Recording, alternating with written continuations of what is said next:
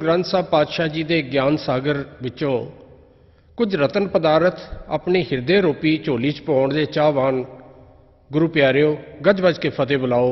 वाहिगुरु जी का खालसा वाहिगुरु जी की फतेह। हुणे जो शब्द आप जी ने श्रवण किया साहिब श्री गुरु नानक पातशाह जी का उच्चारण किया होया आसा राग दे विच श्री गुरु ग्रंथ साहब पातशाह जी के पन्ना 360 के उत्ते सुशोभित है। इस शब्द की विचार शुरू करने तो पहला मैं एक खास गल आप जी नाल सांझी करना चाहना। यह शब्द सतगुरु ने उच्चारण किया है जिस वे सतगुरु भरथर जोगी के डेरे के उत्ते पहुंचे ने। उत्थे जोगियां दे नाल ज्ञान चर्चा होनी है, उसके वास्ते आसन बनाए गए ने। एक पासे आके जोगी बैठ गए ने, सामने गुरु नानक पातशाह का आसन लग्या उत्थे बैठ गए ने। ते भरथर जोगी दे एक सेवादार ने लिया के एक एक प्याला सारियां दे सामने रख दिता। भरथर जोगी ने आख्या नानक ये पी लो ते फिर विचार शुरू की जावे। मेरे गुरु नानक पातशाह पूछन लगे जोगीओ ये की है? जवाब मिलिया ये मद है, शराब है। इनू पीना किस वास्ते जरूरी है?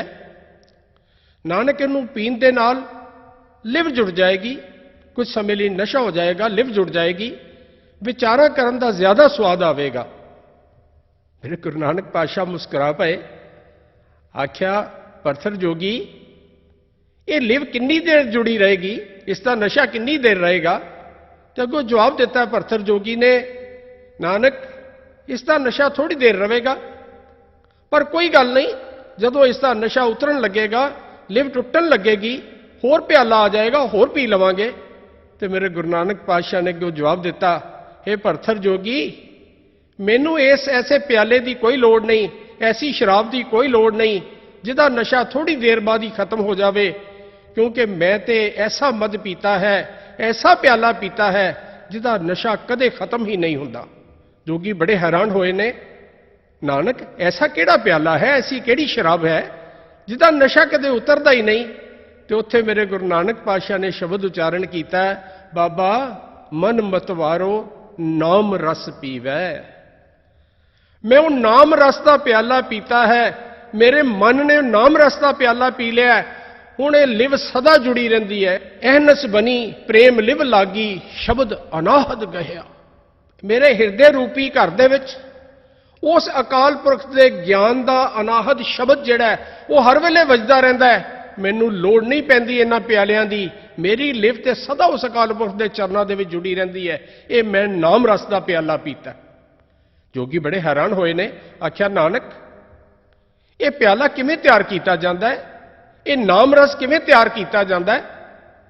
मेरे गुरु नानक पातशाह ने पूछा जोगीओ तुसीं ये शराब किवें तैयार करदे हो?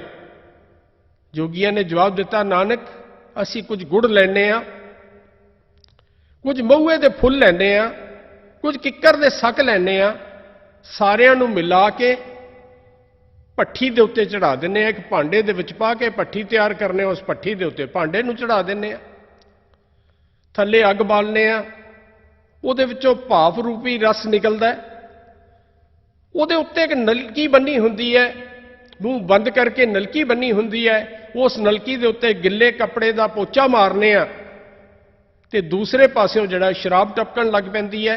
यह साडा तरीका है ये शराब तैयार करने का, मद तैयार करने का। गुरु नानक पातशाह ने जवाब दिता जोगियो मेरा नाम रस तैयार करने का भी यही तरीका है, सिर्फ फर्क इन्ना है इहदे विच जिहड़ियां वस्तु पाईयां ने, जिहड़ियां चीज़ां पाईयां ने वो अलग ने। नानक वो की पाया है, वो किहड़ियां चीज़ां पाईयां ने? तो मेरे सतगुरु अज ज्ञान बख्शिश कर रहे हैं। गुरु प्यारिओ अज तुसीं भी सिख लेना गुरु नानक का नाम रस किवें तैयार हुंदा है। अज आपां सारे इस गल नूं समझ लईए गुरु नानक पातशाह का ये नाम रस किवें तैयार हुंदा है। गुरु नानक पातशाह दस रहे ने गुड़ कर ज्ञान ध्यान कर धावै, कर करनी कस पाइयै, पाठी भवन प्रेम का पोचा इतरस अम्यो चुआइयै। बाबा मन मतवारो नाम रस पीवै। ये जोगियो तुसीं जो गुड़ पाउंदे हो, गुड़ कर ज्ञान, गुड़ की जगह के उत्ते अकाल पुरख का इलाही ज्ञान लै लो, गुरबाणी का ज्ञान लै लो, ਧਿਆਨ ਕਰ ਧਾਵੈ, ਤੇ ਜਿਹੜੇ ਮੂਹੇ ਦੇ ਫੁੱਲ ਪਾਉਂਦੇ ਹੋ ਉਹਦੀ ਜਗ੍ਹਾ ਦੇ ਉੱਤੇ ਆਪਣਾ ਧਿਆਨ ਉਸ ਅਕਾਲ ਪੁਰਖ ਦੇ ਚਰਨਾਂ 'ਚ ਲਾਓ। ਔਰ ਇੱਕ ਗੱਲ ਦਾ ਧਿਆਨ ਦੇਣਾ ਸਾਧ ਸੰਗਤ, ਅਕਾਲ ਪੁਰਖ ਦੇ ਚਰਨਾਂ 'ਚ ਧਿਆਨ ਲਾਉਣ ਦਾ ਸਹੀ ਤਰੀਕਾ ਗਿਆਨ ਰਾਹੀਂ ਹੈ। ਜਿਸ ਵੇਲੇ ਗੁਰੂ ਦਾ ਗਿਆਨ ਪ੍ਰਾਪਤ ਹੁੰਦਾ ਹੈ ਤੇ ਅਕਾਲ ਪੁਰਖ ਦੇ ਚਰਨਾਂ ਦੇ ਵਿੱਚ ਧਿਆਨ ਜੁੜਦਾ ਹੈ, ਤੇ ਨਾਲ ਤੀਸਰੀ ਚੀਜ਼ ਕੀ ਪਾਉਣੀ ਹੈ? ਕਰ ਕਰਨੀ ਕਸ ਪਾਈਐ। ਆਪਣੇ ਸ਼ੁਭ ਗੁਣਾਂ ਦਾ, ਆਪਣੇ ਅਮਲੀ ਜੀਵਨ ਦਾ ਕਸ ਜਿਹੜੇ ਨੇ ਉਹ ਪਾਈਏ, ਨਿਰਮਲ ਕਰਮ ਕਰੀਏ। ਤੇ ਫਿਰ ਇਹਨਾਂ ਚੀਜ਼ਾਂ ਨੂੰ ਪਾਉਣਾ ਕਿੱਥੇ ਹੈ?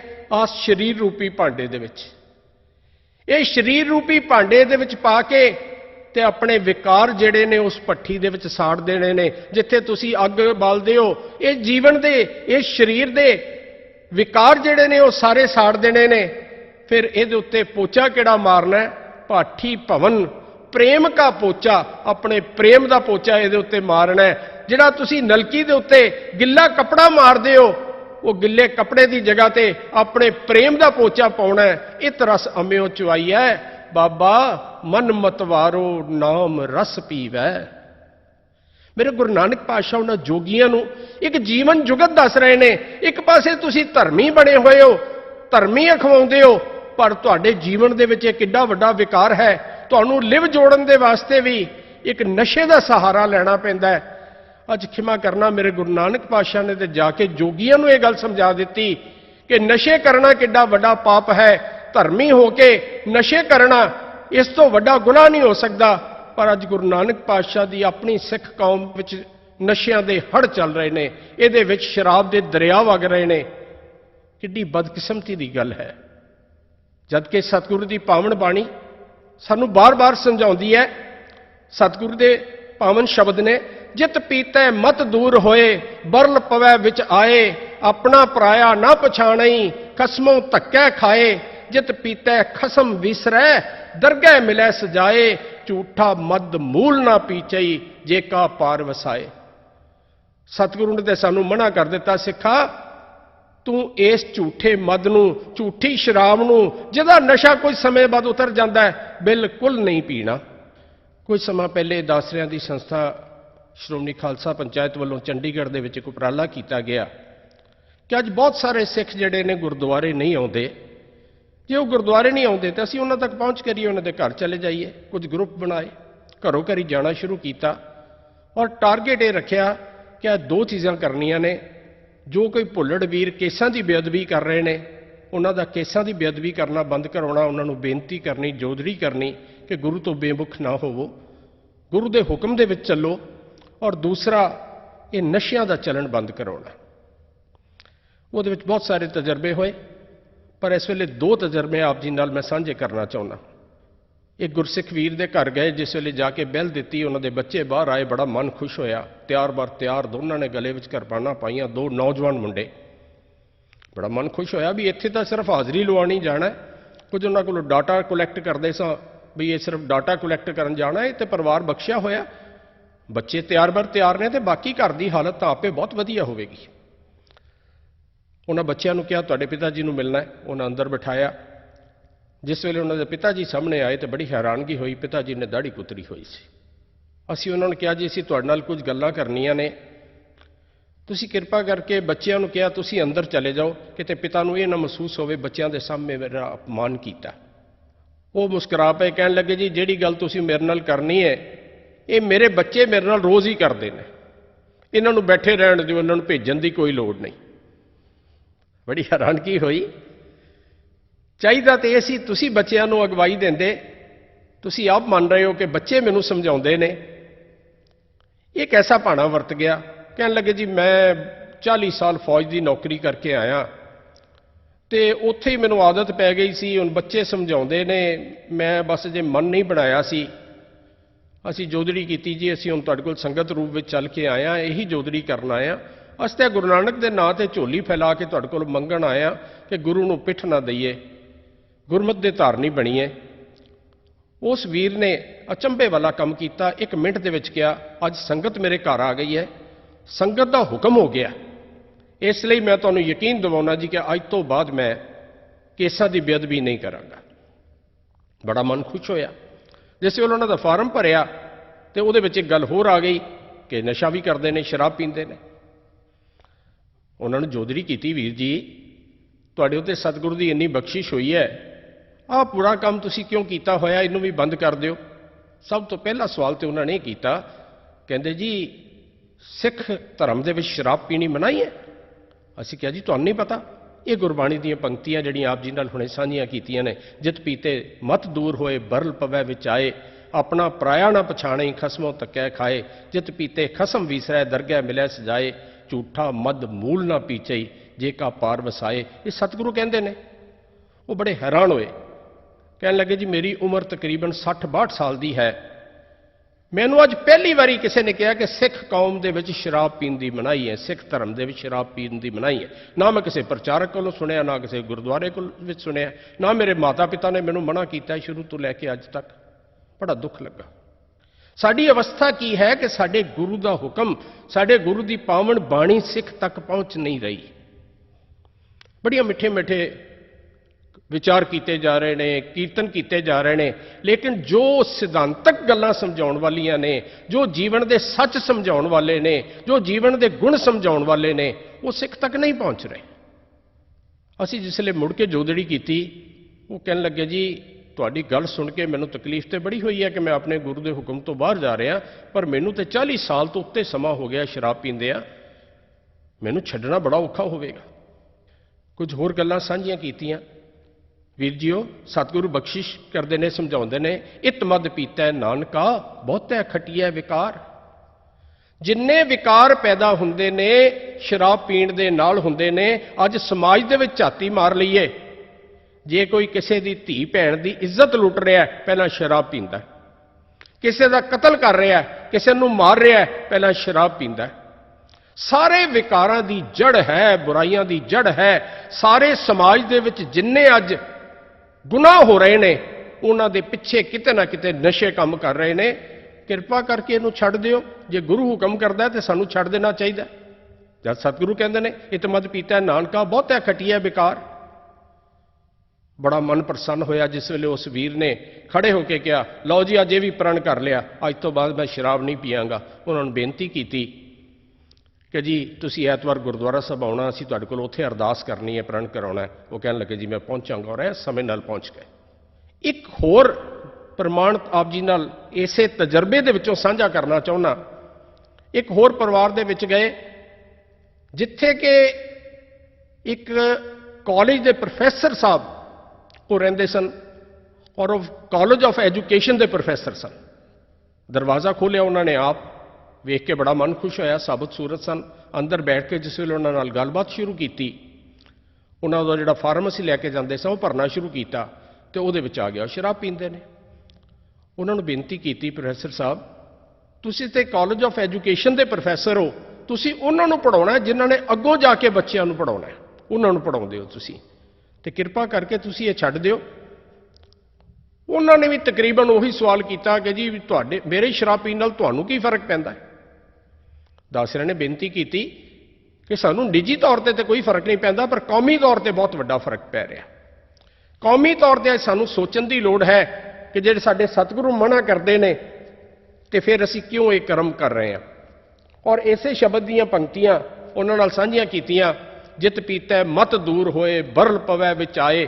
ਅਜੇ ਇੰਨੀ ਗੱਲ ਕੀਤੀ ਸੀ, ਉਹ ਪ੍ਰੋਫੈਸਰ ਸਾਹਿਬ ਵਿੱਚੋਂ ਫਟਾਫਟ ਹੀ ਬੋਲ ਪਏ, ਬਿਲਕੁਲ ਠੀਕ ਕਹਿੰਦੇ ਨੇ ਜੀ ਸਤਿਗੁਰੂ, ਇੰਨੀ ਨਹੀਂ ਪੀਣੀ ਚਾਹੀਦੀ ਕਿ ਜਿਹਦੇ ਨਾਲ ਮੱਤ ਮਾਰੀ ਜਾਵੇ, ਆਪਾਂ ਤੇ ਸਿਰਫ 2 ਪੈਗ ਪੀਵੀਦੇ ਨੇ। ਬੜਾ ਦੁੱਖ ਲੱਗਾ। ਮੈਂ ਕਿਹਾ ਜੀ ਪਰ ਸਤਿਗੁਰੂ ਤੇ ਕਹਿ ਰਹੇ ਨੇ, ਪੂਰਾ ਸ਼ਬਦ ਸੁਣਾਇਆ, ਝੂਠਾ ਮਦ ਮੂਲ ਨਾ ਪੀਚਈ ਜੇ ਕਾ ਪਾਰ ਵਸਾਏ, ਬਿਲਕੁਲ ਨਹੀਂ ਪੀਣਾ। ਇੰਨੀ ਗੱਲ ਕੀਤੀ ਤਾਂ ਕਹਿਣ ਲੱਗੇ ਜੀ ਸਤਿਗੁਰੂ ਤਾਂ ਬਿਲਕੁਲ ਠੀਕ ਕਹਿੰਦੇ ਨੇ, ਝੂਠਾ ਮਦ ਨਹੀਂ ਪੀਣਾ ਚਾਹੀਦਾ, ਘਟੀਆ ਨਹੀਂ ਪੀਣੀ ਚਾਹੀਦੀ, ਨਕਲੀ ਨਹੀਂ ਪੀਣੀ ਚਾਹੀਦੀ, ਆਪਾਂ ਤੇ ਵਧੀਆ ਪੀਵੀ ਦੀ ਹੈ, ਸਕੌਚ ਪੀਵੀ ਦੀ ਹੈ। ਕਹਿ ਕੇ ਉਹ ਹੱਸ ਪਏ। ਉਹ ਸੱਜਣ ਦੇ ਹੱਸ ਪਏ, ਪਰ ਸੱਚ ਜਾਣੋ ਮੇਰੀ ਆਤਮਾ ਰੋ ਪਈ। ਕਈ ਵਾਰੀ ਸਟੇਜ ਦੇ ਉੱਤੇ ਵਿਚਾਰਾਂ ਕਰੀਦੀਆਂ ਨੇ, ਉੱਥੇ ਵੀ ਸੰਗਤ ਹੱਸ ਪੈਂਦੀ ਹੈ, ਪਰ ਸੱਚ ਜਾਣੋ ਦਿਲ ਰੋਂਦਾ ਹੈ। ਗੁਰੂ ਪਿਆਰਿਓ, ਕਿੰਨਾ ਹਨੇਰਾ ਹੋ ਗਿਆ ਜੀਵਨ ਦੇ ਵਿੱਚ, ਕੈਸੀ ਸਿੱਖ ਦੇ ਜੀਵਨ ਦੀ ਅਵਸਥਾ ਹੋ ਗਈ ਕਿ ਅੱਜ ਗੁਰੂ ਦੇ ਬਚਨਾਂ ਤੇ ਅਸੀਂ ਪੈਰੋਡੀ ਕਰ ਰਹੇ ਹਾਂ, ਗੁਰੂ ਦੇ ਬਚਨਾਂ ਤੇ ਸ਼ੰਕਾ ਕਰ ਰਹੇ ਹਾਂ, ਗੁਰੂ ਦੇ ਬਚਨਾਂ ਦਾ ਮਜ਼ਾਕ ਉਡਾ ਰਹੇ ਹਾਂ। ਇਹੀ ਗੱਲ ਮੈਂ ਉਹਨਾਂ ਨੂੰ ਕਹੀ, ਪ੍ਰੋਫੈਸਰ ਸਾਹਿਬ साडे जाण तो बाद अपने अंदर झाती मारना, असीं उठ के खड़े हो गए। सानू पता नहीं सी तुहाडे कोल आके गुरबाणी का अपमान सुनना पएगा, अपने सतगुरु का अपमान करवाना होएगा। असीं ते सिख दा घर समझ के आए सां, पर साडे जाण तो बाद अपने अंदर झाती मार के वेखना किन्ना हनेरा हो गया है। गुरु का बचन उत्थे नहीं पहुंच रहा, बल्कि गुरु के बचन का मजाक उड़ा रहे हैं। एक अचंभा होया। असीं ते खड़े ही सां, प्रोफैसर साहब भी उठ के खड़े हो गए, हाथ जोड़ के कहन लगे, जी मैं 2 हाथ जोड़ के खिमा मंगदा, मेरे को वाकई बड़ी भुल हो गई, वाकई बड़ा हनेरा हो गया। मैनू तो पता ही नहीं लगा अंदर कदों इन्ना हनेरा हो गया, जिहड़ा मैं गुरबाणी का अपमान किया है। मैं आप जी पासों खिमा मंगना, किरपा करके 2 मिनट होर बैठ जाओ। असीं कहा जी तुसीं बहन जोगा सानू छड्डिया नहीं।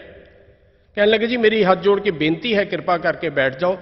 जिसले असीं बैठ गए तो कहने लगे जी मैं बहुत समा हो गया शराब पींदिया, शायद अज एकदम प्रण ते ना कर सका, पर मैं तुहाडे नाल बचन करना, मैं पूरी कोशिश करांगा, ये पाप मैं छड्ड दियां।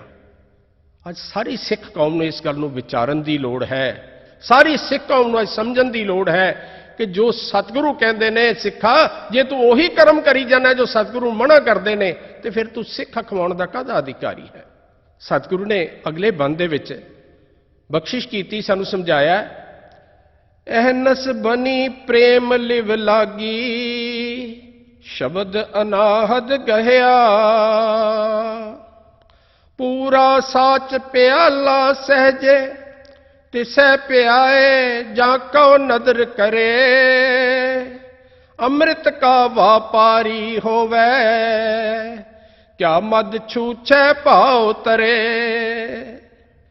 पूरा साच प्याला सहजे, तिसै प्याए जाको नदर करे। पर तू ओदी नदर दा पात्र ते बनना, जे ओदी बख्शिश दा, ओदी मेहर दा पात्र बनेगा, मेहर ते तां ही होएगी ना। तू ते ओ काम करने शुरू कर दिते जिन्हां तो गुरु ने मोड़िया सी। अमृत का व्यापारी होवे, क्या मद छूछे भाव तरे। गुरसिखा तेनू ते अमृत दा व्यापारी बनाया सी।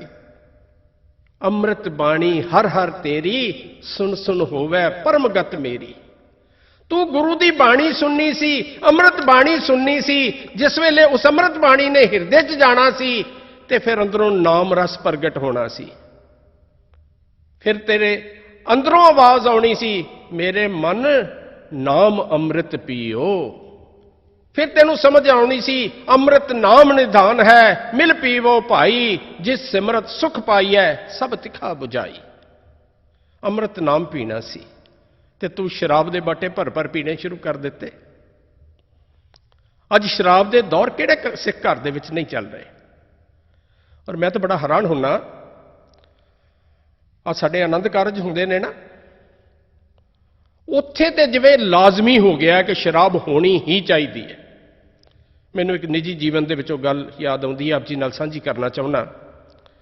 एक मेरे मित्र अपने लड़के की शादी का कार्ड लैके मेरे को आए। पहला तो साडे पखंड इन्ने बन गए ने, बड़ा सादा बड़ा सधारण सिख धर्म बनाया सी। और आनंद कारज की मर्यादा सी, जदों बच्चा बच्ची एक दूसरे नूं जान लैन, पसंद कर लैन, ते अरदास कर दी जाए रिश्ता पक्का करन दी। और उहदे बाद अगली रस्म जिहड़ी है आनंद कारज की है, इहदे विच होर कोई रस्म नहीं।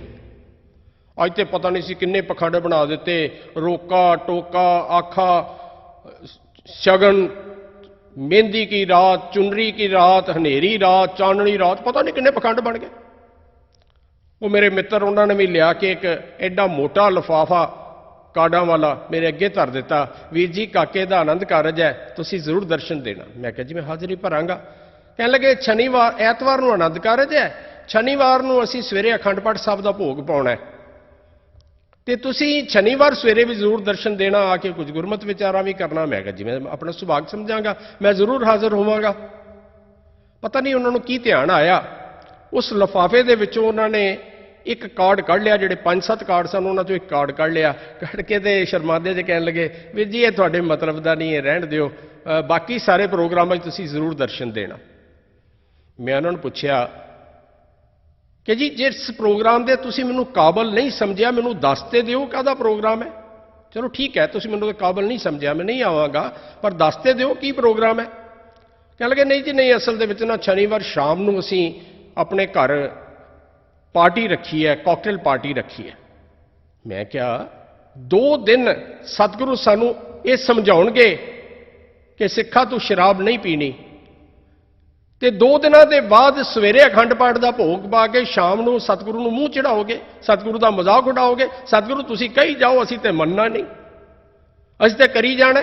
ਔਰ ਸਤਿਗੁਰੂ ਪਾਵਨ ਬਾਣੀ ਦੇ ਵਿੱਚ ਕਿਆ ਸੋਹਣੇ ਤਰੀਕੇ ਨਾਲ ਸਾਨੂੰ ਸਮਝਾ ਰਹੇ ਨੇ, ਪ੍ਰਾਣ ਸੁਖ ਦਾਤਾ ਜੀ ਸੁਖ ਦਾਤਾ ਤੁਮ ਕਾਹੇ ਬਿਸਾਰਿਓ ਗਿਆਨਥ, ਹੋਛਾ ਮਦ ਚਾਖ ਹੁਏ ਤੁਮ ਬਾਵਰ ਦੁਲਭ ਜਨਮ ਅਕਾਰਥ, ਰੇ ਨਰ ਐਸੀ ਕਰੇ ਇਹ ਆਨਤ। ਸਤਿਗੁਰੂ ਕਹਿੰਦੇ ਨੇ ਐਸੀ ਮੂਰਖਤਾ ਕਰ ਰਿਹਾ, ਕਿੱਡਾ ਭੋਲਾ ਤੂੰ, ਕਿੱਡਾ ਝੱਲਾ, ਕਿੱਡਾ ਨਾ ਸਮਝ ਹੈ। ਆ ਤੈਨੂੰ ਹੀਰਾ ਜਨਮ ਮਿਲਿਆ ਸੀ, ਤੂੰ ਇਹਨੂੰ ਅਜਾਈ ਗਵਾਈ ਜਾ ਰਿਹਾ ਹੈ ਨਸ਼ਿਆਂ ਦੇ ਵਿੱਚ ਗਲਤਾਨ ਕਰਕੇ। ਔਰ ਕੈਸਾ ਸਾਡਾ ਸਿਸਟਮ ਬਣ ਗਿਆ, ਸ਼ਰਾਬ ਨਾਲ ਰੱਜੀ ਹੋਈ ਬਰਾਤ ਆਉਂਦੀ ਹੈ, ਕੋਈ ਨਾਲੀ ਦੇ ਵਿੱਚ ਡਿੱਗ ਰਿਹਾ, ਕੋਈ ਪੱਗ ਲਾ ਰਿਹਾ, ਕੋਈ ਉਲਟੀਆਂ ਕਰ ਰਿਹਾ, ਕੋਈ ਦੂਜੇ ਨਾਲ ਝਗੜਾ ਕਰ ਰਿਹਾ, ਕੋਈ ਕਮਲਿਆਂ ਵਾਂਗੂ ਨੱਚੀ ਜਾ ਰਿਹਾ। ਤੇ ਅਸੀਂ ਅੱਗੋਂ ਆ ਕੇ ਭਾਈ ਸਾਹਿਬ ਦੇ ਗਲੇ 'ਚ ਢੋਲਕੀ ਪਾ ਦਿੰਦੇ ਆ ਤੇ ਖਲੋ ਜਾਂਦੇ ਆ, ਹਮ ਘਰ ਸਾਜਨ ਆਏ ਪਿਆਰਿਆ, ਹਮ ਘਰ ਸਾਜਨ ਆਏ। ਸਾਜਨ ਆਏ ਕਿ ਭੂਤ ਆਏ? ਸਾਜਨ ਇਹੋ ਜਿਹੇ ਹੁੰਦੇ ਨੇ। ਕੀ ਸਤਿਗੁਰੂ ਦੀ ਪਾਵਨ ਬਾਣੀ ਦਾ ਇਹ ਸ਼ਬਦ ਐਸੇ ਸ਼ਰਾਬੀਆਂ ਦੇ ਵਾਸਤੇ ਸੀ? ਕੋਈ ਗੁਰੂ ਪਿਆਰ ਦੇ ਵਿੱਚ ਭਿੱਜੀਆਂ ਹੋਈਆਂ ਰੂਹਾਂ ਗੁਰਬਾਣੀ ਦੇ ਸ਼ਬਦ ਗਾਇਨ ਕਰਦੀਆਂ ਹੋਈਆਂ ਆਉਂਦੀਆਂ, ਉਸ ਅਕਾਲ ਪੁਰਖ ਦੀ ਬਖਸ਼ਿਸ਼ ਦੇ ਵਿੱਚ ਉਹਦੇ ਰੰਗ ਵਿੱਚ ਭਿੱਜੀਆਂ ਹੋਈਆਂ ਆਉਂਦੀਆਂ ਤੇ ਅੱਗੋਂ ਖਲੋ ਕੇ ਅਸੀਂ ਸ਼ਬਦ ਗਾਇਨ ਕਰਦੇ, ਹਮ ਘਰ ਸਾਜਨ ਆਏ ਪਿਆਰਿਆ। ਫਿਰ ਸੱਜਣਾ ਦਾ ਮੇਲ ਹੁੰਦਾ ਨਾ। ਅਸੀਂ ਤੇ ਸ਼ਰਾਬੀਆਂ ਦੇ ਵਾਸਤੇ ਇਹੀ ਗੱਲਾਂ ਕਰਨੀਆਂ ਸ਼ੁਰੂ ਕਰ ਦਿੱਤੀਆਂ, ਸ਼ਰਾਬੀਆਂ ਦੇ ਵਾਸਤੇ ਢੋਲਕੀ ਲੈ ਕੇ ਖਲੋ ਜਾਂਦੇ ਆ। ਨਹੀਂ ਜੀ ਨਹੀਂ, ਇਹ ਤਾਂ ਮਰਿਆਦਾ ਹੈ ਜੀ, ਇਹ ਸ਼ਬਦ ਜ਼ਰੂਰ ਪੜ੍ਹਨਾ, ਹਮ ਘਰ ਸਾਜਨ ਆਏ ਪਿਆਰਿਆ ਜ਼ਰੂਰ ਪੜ੍ਹੋ, ਪਰ ਸ਼ਰਾਬੀਆਂ ਦੇ ਵਾਸਤੇ ਨਹੀਂ, ਨਸ਼ਈਆਂ ਦੇ ਵਾਸਤੇ ਨਹੀਂ। ਜਿਹੜੇ ਗੁਰਮਰਿਆਦਾ ਤੋੜ ਕੇ ਆ ਰਹੇ ਨੇ, ਗੁਰੂ ਦਾ ਮਜ਼ਾਕ ਬਣਾ ਕੇ ਆ ਰਹੇ ਨੇ, ਉਹਨਾਂ ਦੇ ਵਾਸਤੇ ਨਹੀਂ। ਮੈਂ ਉਹਨਾਂ ਨੂੰ ਬੇਨਤੀ ਕੀਤੀ, ਵੀਰ ਜੀਓ ਆ 2 ਦਿਨ ਬਾਣੀ ਦਾ ਪ੍ਰਵਾਹ ਚੱਲੇਗਾ, ਸਤਿਗੁਰੂ ਸਾਨੂੰ ਸਮਝਾਉਣਗੇ ਕਿ ਇਹ ਕੰਮ ਨਹੀਂ ਕਰਨੇ, ਤੇ 2 ਦਿਨ ਬਾਅਦ ਤੁਸੀਂ ਉਹੀ ਕੰਮ ਕਰੋਗੇ, ਤੁਹਾਨੂੰ ਸ਼ਰਮ ਨਾ ਆਵੇਗੀ। ਕਹਿਣ ਲੱਗੇ ਵੀਰ ਜੀ ਕੀ ਕਰੀਏ, ਲੋਕਾਂ ਨੂੰ ਮੂੰਹ ਦਿਖਾਉਣਾ ਪੈਂਦਾ। ਮੈਂ ਹੈਰਾਨ ਰਹਿ ਗਿਆ। ਮੈਂ ਕਿਹਾ ਕਦੀ ਇਸ ਗੱਲ ਦਾ ਖਿਆਲ ਵੀ ਆਇਆ ਕਿ ਆਪਣੇ ਸਤਿਗੁਰੂ ਨੂੰ ਮੂੰਹ ਦਿਖਾਉਣਾ? ਕਿਸ ਮੂੰਹ ਨਾਲ ਅਗਲੇ ਦਿਨ ਸਤਿਗੁਰੂ ਦੇ ਸਾਹਮਣੇ ਖੜੇ ਹੋ ਜਾਓਗੇ, ਸਤਿਗੁਰੂ ਆਨੰਦ ਕਾਰਜ ਕਰਨ ਲਈ ਆਇਆ, ਉੱਥੇ ਸ਼ਰਮ ਨਹੀਂ ਆਵੇਗੀ। ਦੁਨੀਆ ਦੀ ਸ਼ਰਮ ਆਉਂਦੀ ਹੈ, ਉਹਨਾਂ ਦੇ ਘਰ ਸ਼ਰਾਬ ਪੀ ਕੇ ਆਏ ਸਾਂ, ਅਸੀਂ ਨਹੀਂ ਪਿਆਵਾਂਗੇ, ਸਾਡੀ ਹੇਠੀ ਹੋ ਜਾਏਗੀ। ਇਹ ਸ਼ਰਮ ਨਹੀਂ ਆਉਂਦੀ ਕਿ ਗੁਰੂ ਦੇ ਸਾਹਮਣੇ ਵੀ ਖੜੇ ਹੋਣਾ ਹੈ, ਗੁਰੂ ਨੂੰ ਵੀ ਮੂੰਹ ਦਿਖਾਉਣਾ। ਅੱਜ ਸਾਡੇ ਜੀਵਨ ਦੀ ਇਹ ਅਵਸਥਾ ਹੈ। ਸਤਿਗੁਰੂ ਨੇ ਸਾਨੂੰ ਅੰਮ੍ਰਿਤ ਦਾ ਵਪਾਰੀ ਬਣਾਇਆ ਸੀ, ਆ ਖੰਡੇ ਬਾਟੇ ਦੀ ਪਾਹੁਲ ਦੀ ਬਖਸ਼ਿਸ਼ ਕੀਤੀ। ਸਿੱਖਾ ਤੂੰ ਖੰਡੇ ਬਾਟੇ ਦੀ ਪਾਹੁਲ ਪ੍ਰਾਪਤ ਕਰਕੇ ਗੁਰੂ ਨਾਲ ਬਚਨ ਕਰਨਾ ਹੈ, ਕਮਿਟਮੈਂਟ ਕਰਨੀ ਹੈ। ਸਤਿਗੁਰੂ ਅੱਜ ਤੋਂ ਬਾਅਦ ਜੋ ਕਰਮ ਕਰਾਂਗਾ ਤੁਹਾਡੇ ਹੁਕਮ ਅਨੁਸਾਰ ਕਰਾਂਗਾ, ਜੋ ਗੁਰਬਾਣੀ ਕਹਿੰਦੀ ਹੈ ਉਸੇ ਅਨੁਸਾਰ ਜੀਵਨ ਬਤੀਤ ਕਰਾਂਗਾ। ਅਸੀਂ ਉਹ ਕਮਿਟਮੈਂਟ ਕਰਨਾ ਹੀ ਨਹੀਂ ਚਾਹੁੰਦੇ। ਨਾਮ ਅੰਮ੍ਰਿਤ ਤੋਂ ਅਸੀਂ ਖਹਿੜਾ ਛੁਡਾ ਰਹੇ ਹਾਂ, ਨਾਮ ਅੰਮ੍ਰਿਤ ਤੋਂ ਅਸੀਂ ਦੂਰ ਦੌੜ ਰਹੇ ਹਾਂ। ਤੇ ਆ ਸ਼ਰਾਬ ਦੇ ਨਸ਼ੇ ਜਿਹੜੇ ਨੇ ਹਰ ਦਿਨ ਚੱਲ ਰਹੇ ਨੇ, ਜ਼ੋਰਾਂ ਦੇ ਵਿੱਚ ਚੱਲ ਰਹੇ ਨੇ।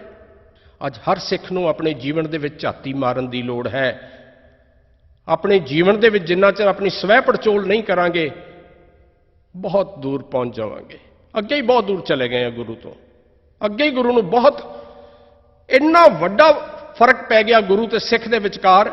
ਅੱਜ ਇੱਕ ਕੰਧ ਖੜੀ ਹੈ, ਸਿੱਖ ਨੂੰ ਗੁਰੂ ਦੇ ਬਚਨ ਸੁਣਾਈ ਨਹੀਂ ਦਿੰਦੇ, ਗੁਰੂ ਦੀ ਗੱਲ ਸੁਣਾਈ ਨਹੀਂ ਦਿੰਦੀ। ਸਤਿਗੁਰੂ ਅਗਲੀਆਂ ਪੰਕਤੀਆਂ ਦੇ ਵਿੱਚ ਬਖਸ਼ਿਸ਼ ਕਰ ਰਹੇ ਨੇ, ਸਮਝਾ ਰਹੇ ਨੇ, ਗੁਰ ਕੀ ਸਾਖੀ ਅੰਮ੍ਰਿਤ ਬਾਣੀ ਪੀਵਤ ਹੀ ਪਰਵਾਨ ਭਇਆ, ਦਰ ਦਰਸ਼ਨ ਕਾ ਪ੍ਰੀਤਮ ਹੋਵੇ, ਮੁਕਤ ਬੈਕੁੰਠੈ ਕਰੈ ਕਿਆ। ਜੇ ਆ ਇੱਕ ਗੱਲ ਹਰ ਸਿੱਖ ਨੂੰ ਸਮਝ ਲੱਗ ਜਾਏ ਤੇ ਸ਼ਾਇਦ ਸਿੱਖ ਕੌਮ ਦੀਆਂ ਸਾਰੀਆਂ ਮੁਸ਼ਕਲਾਂ ਖਤਮ ਹੋ ਜਾਣ। ਗੁਰ ਕੀ ਸਾਖੀ ਅੰਮ੍ਰਿਤ ਬਾਣੀ, ਗੁਰੂ ਦੀ ਸਿੱਖਿਆ, ਗੁਰੂ ਦਾ ਉਪਦੇਸ਼ ਜੋ ਸਾਨੂੰ ਅੰਮ੍ਰਿਤ ਬਾਣੀ ਰਾਹੀਂ ਪ੍ਰਾਪਤ ਹੁੰਦਾ ਹੈ, ਜੇ ਇਹ ਪੀ ਲਈਏ, ਜੇ ਇਹਨੂੰ ਹਿਰਦੇ 'ਚ ਵਸਾ ਲਈਏ, ਜੇ ਕੋ ਖਾਵੈ ਜੇ ਕੋ ਪੁੰਚੈ ਤਿਸ ਕਾ ਹੋਏ ਉਧਾਰੋ। ਔਰ ਸਿੱਖੀ ਹੈ ਕੀ? ਸਿੱਖੀ ਹੈ ਗੁਰੂ ਦਾ ਹੁਕਮ ਮੰਨਣਾ। ਜੇ ਗੁਰੂ ਦਾ ਹੁਕਮ ਮੰਨ ਰਹੇ ਆ ਤੇ ਸਿੱਖ ਹਾਂ, ਜੇ ਗੁਰੂ ਦਾ ਹੁਕਮ ਨਹੀਂ ਮੰਨ ਰਹੇ ਤੇ ਕੋਈ ਸਿੱਖ ਨਹੀਂ। ਸਤਿਗੁਰੂ ਬਾਣੀ 'ਚ ਕਹਿੰਦੇ ਨੇ ਨਾ, ਸੋ ਸਿੱਖ ਸਖਾ ਬੰਦਪ ਹੈ ਭਾਈ, ਜੇ ਗੁਰ ਕੇ ਭਾਣੇ ਵਿੱਚ ਆਵੇ, ਆਪਣੇ ਭਾਣੇ ਜੋ ਚੱਲੇ ਭਾਈ, ਵਿਛੜ ਚੋਟਾਂ ਖਾਵੇ। ਅੱਜ ਸਿੱਖ ਨੂੰ ਗੁਰੂ ਦੇ ਬਚਨ ਨਹੀਂ ਚੰਗੇ ਲੱਗਦੇ, ਸ਼ਾਇਦ ਸਾਨੂੰ ਸਮਝ ਨਹੀਂ ਲੱਗ ਰਹੀ। ਬਾਣੀ ਪੜ੍ਹ ਰਹੇ ਹਾਂ, ਵਿਚਾਰ ਨਹੀਂ ਰਹੇ, ਸਿਰਫ ਰਟਨ ਤੱਕ ਸੀਮਤ ਹਾਂ। ਇਹ ਨਹੀਂ ਪਤਾ ਸਤਿਗੁਰੂ ਕੀ ਉਪਦੇਸ਼ ਦੇ ਰਹੇ ਨੇ। ਹਾਲਾਂਕਿ ਬਾਣੀ ਕਹਿੰਦੀ ਹੈ ਪੜਿਆ ਨਾਹੀ ਭੇਦ ਬੁੱਝਿਆ ਪਾਵਣਾ। ਸਤਿਗੁਰੂ ਨੇ ਤਾਂ ਬੜੇ ਕਰੜੇ ਲਫ਼ਜ਼ ਵੀ ਵਰਤੇ ਨੇ। ਪਾਠ ਪੜ੍ਹੈ ਅਰ ਬੂਝੈ ਨਾਹੀ ਭੇਖੀ ਭਰਮ ਭੁਲਾਇਆ। ਪੜ੍ਹੀ ਜਾ ਰਿਹਾ, ਪਾਠ ਕਰ ਰਿਹਾ, ਬਾਣੀ ਪੜ੍ਹ ਰਿਹਾ, ਜਪਜੀ ਸਾਹਿਬ ਦੇ ਰੱਟੇ ਰੋਜ਼ ਲਾ ਰਿਹਾ, ਸੁਖਮਨੀ ਸਾਹਿਬ ਦੇ ਰੱਟੇ ਲਾ ਰਿਹਾ, ਲੇਕਿਨ ਉਪਦੇਸ਼ ਕੀ ਦਿੱਤਾ ਸਤਿਗੁਰੂ ਨੇ ਉਹ ਨਹੀਂ ਪ੍ਰਾਪਤ ਕਰ ਰਿਹਾ। ਪਾਠ ਪੜ੍ਹੈ ਅਰ ਬੂਝੈ ਨਾਹੀ। ਐਸੇ ਵਿਅਕਤੀਆਂ ਨੂੰ ਭੇਖੀ ਕਿਹਾ ਔਰ ਕਿਹਾ ਭਰਮ ਦੇ ਵਿੱਚ ਭੁੱਲੇ ਹੋਏ ਨੇ। ਭੇਖੀ ਭਰਮ ਭੁਲਾਇਆ। ਅਸੀਂ ਆਪਣੇ ਜੀਵਨ ਦੇ ਵਿੱਚ ਝਾਤੀ ਮਾਰੀਏ, ਅਸੀਂ ਭੇਖੀ ਬਣਨਾ ਜਾਂ ਗੁਰੂ ਦੇ ਸਿੱਖ ਬਣਨਾ, ਗੁਰਮੁਖ ਬਣਨਾ। ਔਰ ਗੁਰਮੁਖ ਬਣਨ ਦੇ ਵਾਸਤੇ ਇਹ ਗੱਲ ਬੜੀ ਜ਼ਰੂਰੀ ਹੈ ਕਿ ਗੁਰੂ ਦੀ ਸਿੱਖਿਆ ਨੂੰ ਇਨ ਬਿਨ ਜੀਵਨ 'ਚ ਧਾਰਨ ਕਰ ਲਈਏ। ਬਾਬਾ ਫਰੀਦ ਜੀ ਨੇ ਬੜੀ ਪਿਆਰੀ ਗੱਲ ਕਹੀ ਹੈ, ਬੋਲੀਏ ਸੱਚ ਧਰਮ ਝੂਠ ਨਾ ਬੋਲੀਏ। ਆ ਧਰਮ ਦੇ ਬਾਰੇ ਬੜੇ ਝਗੜੇ ਨੇ ਦੁਨੀਆ ਦੇ ਵਿੱਚ, ਔਰ ਬਾਬਾ ਫਰੀਦ ਜੀ ਨੇ ਜਿੰਨੀ ਸਰਲ ਵਿਆਖਿਆ ਧਰਮ ਦੀ ਕੀਤੀ ਹੈ ਸ਼ਾਇਦ ਦੁਨੀਆ ਦੇ ਵਿੱਚ ਕਿਸੇ ਨੇ ਹੋਰ ਨੇ ਨਹੀਂ ਕੀਤੀ। ਬੋਲੀਏ ਸੱਚ ਧਰਮ ਝੂਠ ਨਾ ਬੋਲੀਏ। ਬਾਬਾ ਫਰੀਦ ਜੀ ਕਹਿੰਦੇ ਨੇ ਸੱਚ ਬੋਲਣਾ ਧਰਮ ਹੈ, ਝੂਠ ਨਾ ਬੋਲਣਾ ਧਰਮ ਹੈ। ਤੇ ਅਗਲੀ ਜਿਹੜੀ ਗੱਲ ਬਾਬਾ ਫਰੀਦ ਜੀ ਨੇ ਕਹੀ ਬੜੀ ਹੀ ਲਾਜਵਾਬ ਗੱਲ ਹੈ, ਜੋ ਗੁਰ ਦੱਸੈ ਵਾਟ ਮੁਰੀਦਾਂ ਜੋਲੀਐ।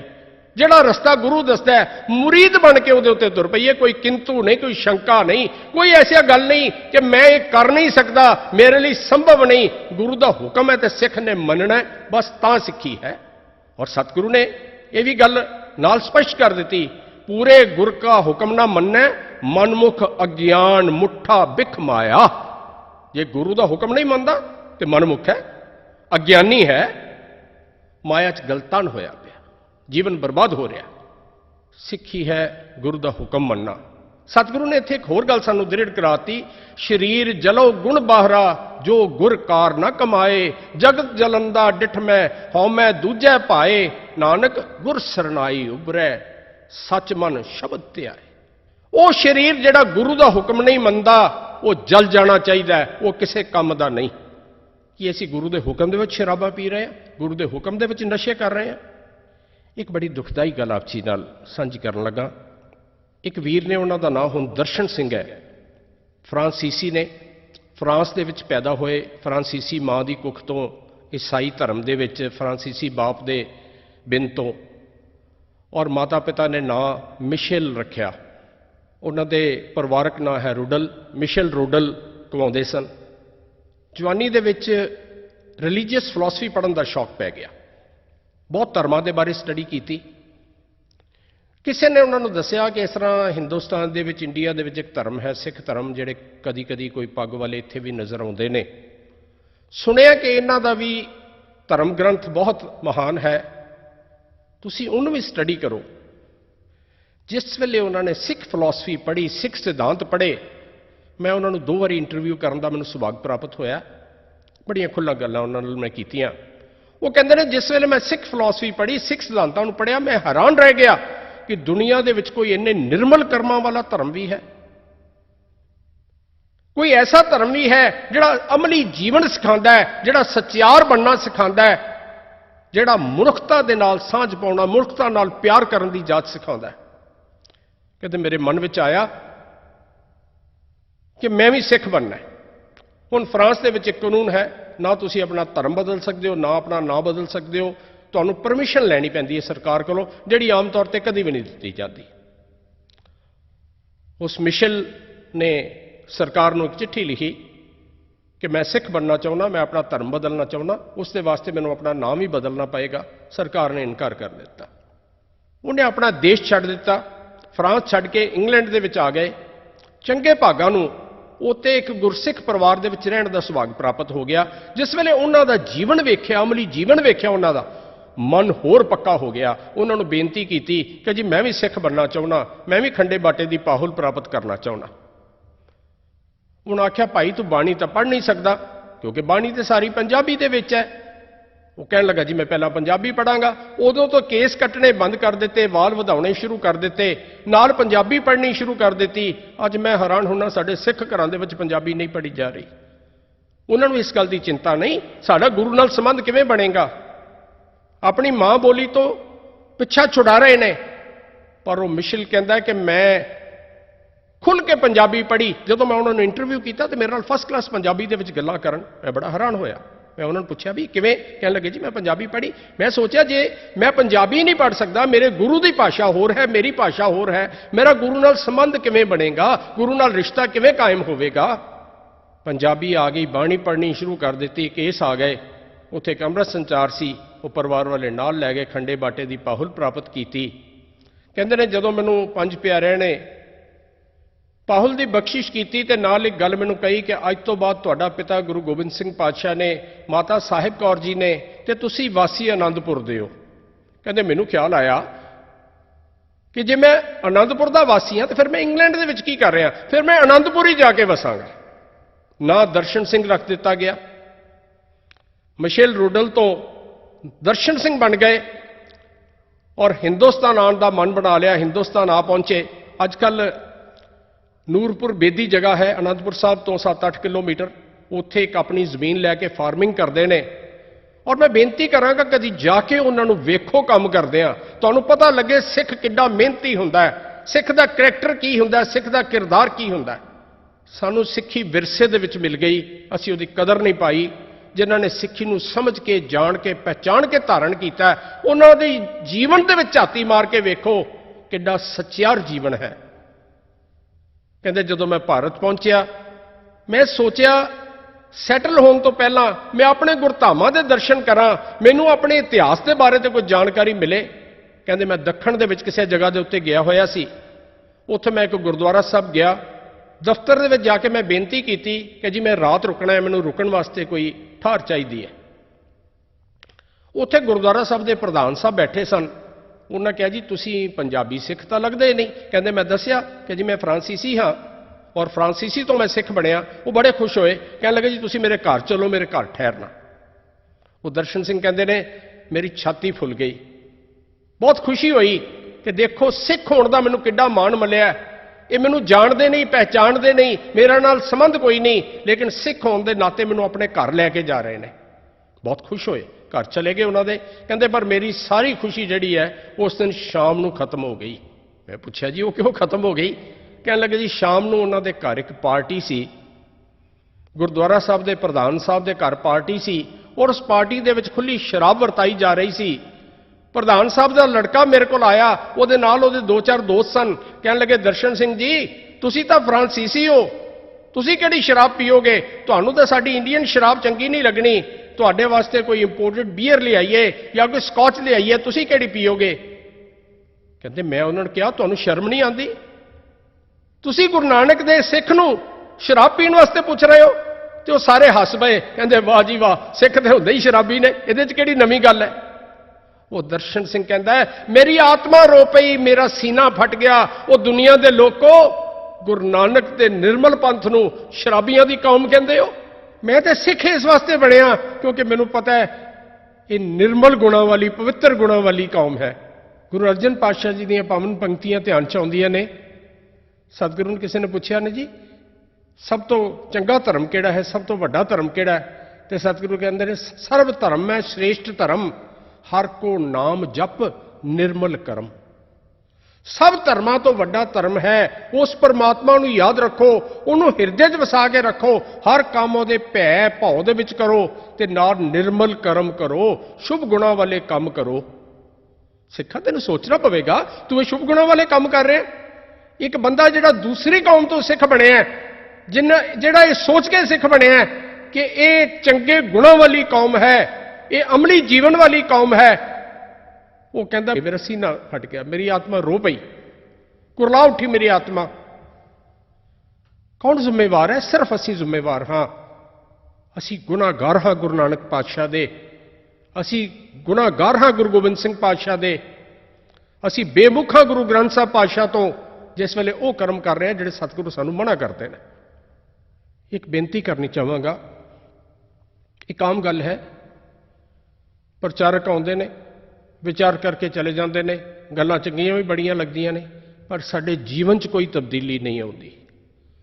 कुछ समय वास्ते भावक हो जाते हैं, घर जाके भुल जाते हैं। जिन्ना चिर गुरु के शब्द नूं अमली तौर पर जीवन च धारण नहीं करांगे। अब मैं एक होर विचार आप जी नाल छोटी जी सांझी करा।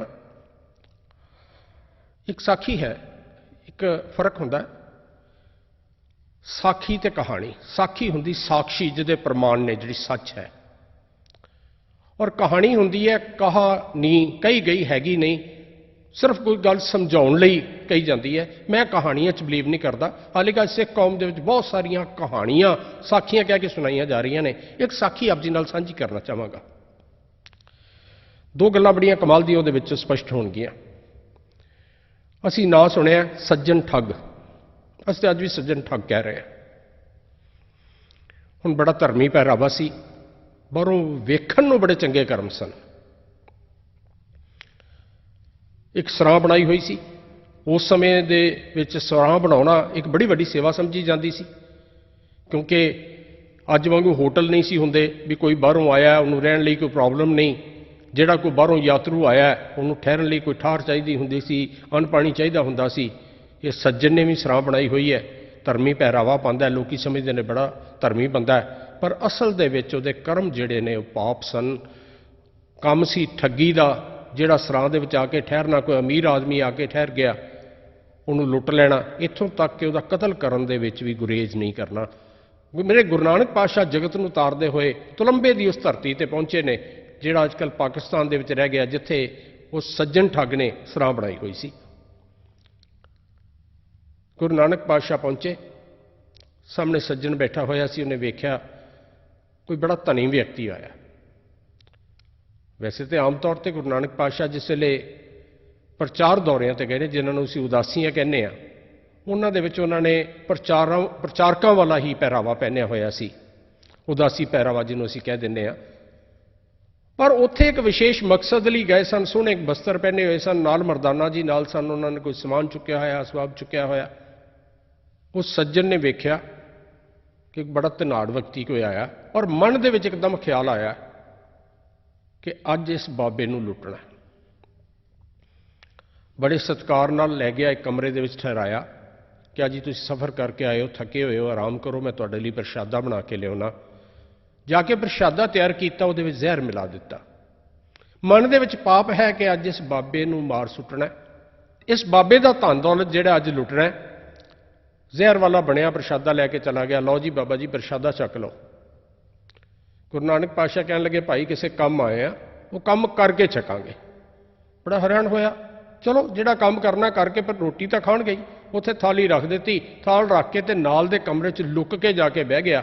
ਕਦੋਂ ਇਹ ਬਾਬਾ ਰੋਟੀ ਖਾਵੇ, ਕਦੋਂ ਇਹਦਾ ਸਾਥੀ ਰੋਟੀ ਖਾਵੇ, ਮਰਨ ਤੇ ਮੈਂ ਇਹਨਾਂ ਨੂੰ ਲੁੱਟਾਂ। ਤੇ ਗੁਰੂ ਨਾਨਕ ਪਾਤਸ਼ਾਹ ਜਿਹੜੇ ਕੰਮ ਆਏ ਸਨ, ਕੰਮ ਸ਼ੁਰੂ ਕਰ ਦਿੱਤਾ। ਮਰਦਾਨਾ ਜਿਹਨੂੰ ਆਖਿਆ, ਮਰਦਾਨਿਆ ਰਬਾਬ ਚੁੱਕ ਬਾਣੀ ਆਈ ਆ, ਤੇ ਸ਼ਬਦ ਉਚਾਰਨਾ ਸ਼ੁਰੂ ਕੀਤਾ।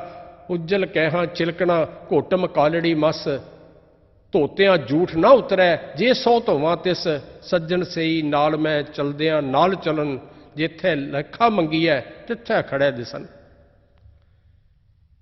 ਸੱਜਣ ਦੂਸਰੇ ਕਮਰੇ 'ਚ ਬੈਠਾ ਸ਼ਬਦ ਸੁਣ ਰਿਹਾ। ਹੁਣ ਸ਼ਬਦ ਦਾ ਬਾਣ ਜਾ ਕੇ ਲੱਗਾ ਸੱਜਣ ਨੂੰ। ਕਬੀਰ ਸਤਿਗੁਰ ਸੂਰਮੇ ਬਾਹਿਆ ਬਾਣ ਜੋ ਏਕ, ਲਾਗਤ ਹੀ ਭੋਏ ਗਿਰ ਪਰਿਆ, ਪਰਾ ਕਰੇਜੈ ਛੇਕ। ਸੱਜਣ ਨੂੰ ਮਹਿਸੂਸ ਹੋਇਆ ਇਹ ਸਾਰੇ ਕਰਮ ਜਿਹੜਾ ਬਾਬਾ ਦੱਸ ਰਿਹਾ ਹੈ, ਬੱਗਾ ਬੱਗੇ ਕੱਪੜੇ ਤੀਰਥ ਮੰਝ ਵਸਨ, ਘੁੱਟ ਘੁੱਟ ਜੀਆਂ ਖਾਵਣੇ ਬੱਗੇ ਨਾ ਕਹੀਆਂ, ਇਹ ਤਾਂ ਸਾਰੇ ਮੇਰੇ ਕਰਮ ਨੇ। ਇਹ ਬਾਬਾ ਮੇਰੇ ਜੀਵਨ ਦੀ ਸੱਚਾਈ ਨੂੰ ਜਾਣਦਾ ਹੈ। ਉੱਠਿਆ, ਗੁਰੂ ਨਾਨਕ ਪਾਤਸ਼ਾਹ ਦੇ ਚਰਨਾਂ 'ਚ ਆ ਕੇ ਬਹਿ ਗਿਆ। ਜਿਸ ਵੇਲੇ ਸ਼ਬਦ ਖਤਮ ਹੋਇਆ, ਗੁਰੂ ਨਾਨਕ ਸਤਿਗੁਰੂ ਦੇ ਚਰਨ ਫੜ ਲਏ। ਸਤਿਗੁਰੂ ਮੈਨੂੰ ਬਖਸ਼ ਲਓ, ਮੇਰਾ ਜੀਵਨ ਇਹਨਾਂ ਪਾਪਾਂ ਦੇ ਵਿੱਚ ਹੀ ਬਰਬਾਦ ਹੋ ਗਿਆ, ਮੈਨੂੰ ਗਿਆਨ ਬਖਸ਼ੋ। ਸਤਿਗੁਰੂ ਨੇ ਜਿਹੜਾ ਉਹ ਸੱਜਣ ਗੁਰੂ ਨਾਨਕ ਪਾਤਸ਼ਾਹ ਨੂੰ ਮਾਰਨ ਲਈ ਆਇਆ, ਕਤਲ ਕਰਨ ਲਈ ਆਇਆ, ਲੁੱਟਣ ਵਾਸਤੇ ਆਇਆ, ਉਹਨੂੰ ਗਿਆਨ ਬਖਸ਼ਿਆ, ਸਿੱਖ ਬਣਾ ਦਿੱਤਾ। ਹੁਣ ਦੋ ਗੱਲਾਂ ਮੈਂ ਇੱਥੇ ਸਪਸ਼ਟ ਕਰਨੀਆਂ ਚਾਹਾਂਗਾ। ਸ਼ਰੀਰ ਗੁਰੂ ਨਹੀਂ ਹੈ, ਸ਼ਬਦ ਗੁਰੂ ਹੈ। ਇਹ ਸ਼ਰੀਰ ਗੁਰੂ ਹੁੰਦਾ ਜਿਸ ਵੇਲੇ ਗੁਰੂ ਨਾਨਕ ਪਾਤਸ਼ਾਹ ਉਹ ਸੱਜਣ ਦੇ ਕੋਲ ਗਏ ਨੇ, ਉਹਨੇ ਗੁਰੂ ਨਾਨਕ ਪਾਤਸ਼ਾਹ ਦੇ ਦਰਸ਼ਨ ਕੀਤੇ ਨੇ, ਉਹਦਾ ਜੀਵਨ ਬਦਲ ਜਾਂਦਾ। ਲੇਕਿਨ ਖਿਮਾ ਕਰਨਾ, ਜੀਵਨ ਬਦਲਿਆ ਨਹੀਂ। ਉਸ ਵੇਲੇ ਮਨ ਦੇ ਵਿੱਚ ਪਾਪ ਆਇਆ, ਵਿਕਾਰ ਆਇਆ, ਅੱਜ ਬਾਬੇ ਨੂੰ ਮਾਰ ਸੁੱਟਣਾ। ਜੀਵਨ ਕਦੋਂ ਬਦਲਿਆ? ਜਦੋਂ ਸ਼ਬਦ ਹਿਰਦੇ 'ਚ ਗਿਆ, ਜਦੋਂ ਸ਼ਬਦ ਦਾ ਬਾਣ ਲੱਗਾ। ਜਿਹੜੀ ਗੱਲ ਮੈਂ ਆਪ ਜੀ ਨਾਲ ਸਾਂਝੀ ਕਰਨਾ ਚਾਹੁੰਦਾ, ਉਹਨੂੰ ਅੱਜ ਵੀ ਅਸੀਂ ਸੱਜਣ ਠੱਗ ਕਹੀ ਜਾਂਦੇ ਆ। ਉਹਨਾਂ ਨੇ ਇੱਕ ਸ਼ਬਦ ਸੁਣਿਆ, ਭਾਈ ਸੱਜਣ ਬਣ ਗਏ, ਜੀਵਨ ਬਦਲ ਗਿਆ। ਅਸੀਂ ਰੋਜ਼ ਸ਼ਬਦ ਸੁਣ ਰਹੇ ਹਾਂ, साडा जीवन नहीं बदलता। कारण की है? कारण सिर्फ यह है, वो शब्द हिरदे च नहीं जा रहा, ये कमिटमेंट नहीं हो रही कि सतगुरु अज गल की समझ लग गई है, अज समझ लग गई, अज तो बाद मैं कर्म नहीं करांगा। प्रचारक आउंदे ने, प्रचारक अपना व्याख्यान करके चले जाते हैं। साडे जीवन च तब्दीली नहीं आउंदी जे अज किसी नूं गुरु की आवाज़ सुनाई दिती होवे। मैं दर्शन सिंह होरां दी गल कर रहा सा, मैं उन्होंने पूछा, मैं कहा जी तुसीं अपनी कौम नूं कोई सुनेहा देना चाहुंदे हो, जे मैं कुछ उहदे विच योगदान पा सकां?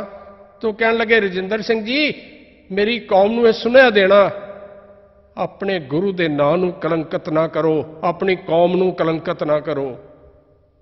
गुरु नानक के निर्मल पंथ नूं निर्मल ही रहण दिओ, गुरु नानक के निर्मल पंथ नूं शराबियां दी कौम ना बनाओ। और अज इसलिए शराब तो बहुत अगे काम वध गया, पता नहीं किन्ने नशे चल पे ने। ऐसे ऐसे नशे ने, नौजवान बच्चे उन्होंने शुरू कर देन अज करना उस नशे नूं, 2-3 साल दे विच वो नौजवान मुंडा नपुंसक हो जाता है, जीवन का कोई सुख नहीं मान सकता। ऐसे नशे ने चंगी सेहत वाला नौजवान अज करना शुरू कर दे तो आने वाले 7-8 सालों के उसकी मौत यकीनी है, कोई दुनिया की ताकत बचा नहीं सकती। और चल रहे पंजाब ते नशियां का घर बन गया। हालांकि मैं एक गल समझना, पंजाब दे विच नशे एक बड़ी स्कीम अधीन वरताए जा रहे हैं, छूट दी गई है। एक 7वीं 8वीं पढ़ते 12-13 साल के बच्चे नूं नशे तक पहुंच है, तो सरकार नूं पता नहीं लग रहा, पुलिस नूं पता नहीं लग रहा। ये मनण वाली गल है। पंजाब दे विच क्योंकि सिख कौम की बहुत गिनती है, खास तौर पर पिंडां दे विच, उन्हां नूं बर्बाद करने दे वास्ते, बर्बाद तो पहले ही होए पे आ पता नहीं नशे करके किन्ने पाप कीते ने। एक खेत की छोटी जी वाट दे वास्ते कतल हो जाता है, और कतल किया कदों जाता है? नशा करके, शराब पी के। भाई दर्शन सिंह की ये पुकार सुनना, भाई दर्शन सिंह की ये आवाज़ सुनना जिहड़ी उन्होंने अपनी कौम नूं दित्ती है। आवाज़ दर्शन सिंह की नहीं, आवाज़ मेरे गुरु की है, आवाज़ गुरु नानक पातशाह की है, आवाज़ मेरे सतगुरु की है। सिखो, अपनी कौम नूं बर्बाद होने तो बचा लो, कौम का नां कलंकित ना करो। सतगुरु ने इन्हां पंक्तियां दे विच सानूं यही गल समझाई है कि गुरु का हुक्म मन्नेगा, गुरु की सिक्ख्या धारण करेगा। जे ते शब्द सुन के सिक्ख्या धारण की है, गुर की साखी अमृत बाणी पीवत ही परवान पाया। फिर नाले सतगुरु ने गल और स्पष्ट कर दी, दर दर्शन का प्रीतम होवे मुक्त बकंठे करे क्या। हुण जोगियां दे विच बड़ा भरम है कि यह कर्म करके तो असीं स्वर्गां च जाना है। हालांकि गुरमत ऐसे स्वर्गां नरकां दे चक्कर दे विच नहीं पैंदी, गुरमत नहीं इन्हां गल्लां नूं प्रवान करदी। सतगुरु ने तो बाणी दे विच बड़े स्पष्ट गल्लां कीतियां ने। भगत कबीर जी के पावन शब्द ने, कवन नरक क्या सुर्ग बेचारा, संतन दो राधे, हम काहू की कार न करते, अपने गुर प्रसादे। मैनू नरक ते सुर्ग नाल कोई मतलब नहीं, मैनू इस गल का कोई फर्क नहीं पैंदा कि स्वर्ग मिलना है या नरक मिलना है। मैं अपने गुरु के हुक्म के जीवन बतीत कर रहा।